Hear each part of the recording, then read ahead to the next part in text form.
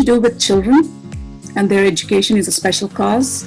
There are many organizations that are working on these causes, and Pure is one of them. But actually realizing and recognizing that it's not just the formal education, but there are other types of education that needs to be focused on, and the holistic development of the children, and then coming up with programs that touch every part of a child's life and growth. This makes Pure special, and the cause special, and definitely that is what I think set Pure on a success path, with people connecting with us and the cause. Pure has expanded a lot in the last 4 years, especially in 2019. Starting in 2019, we have almost doubled our the reach in terms of say funds, or in number of children, schools, or individuals that we have reached.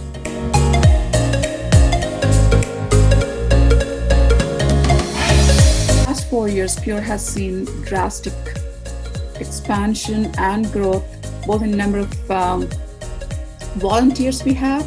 It grew from 7 to over 300 right now, including all the Pure Youth chapters.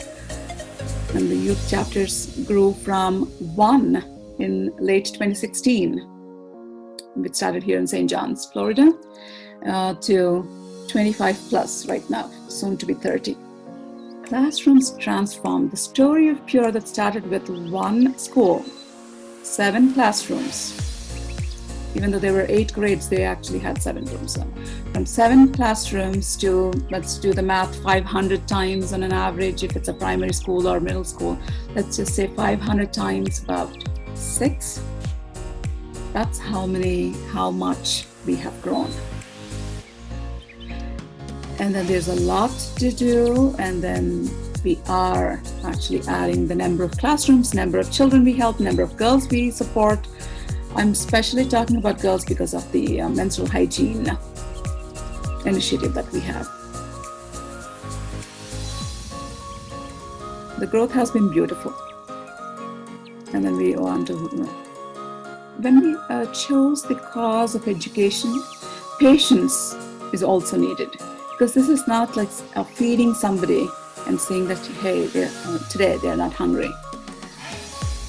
Takes about 5 to 6 years just to see how the infrastructure changes have helped a certain school in terms of the quality of education through virtual classrooms, or through digital classrooms, or through a science lab, the impact on how a child is learning and how they are putting that learning to use, how they are getting inspired to not discontinue education after 10th grade or 12th grade and moving on to higher education. So this needs patience.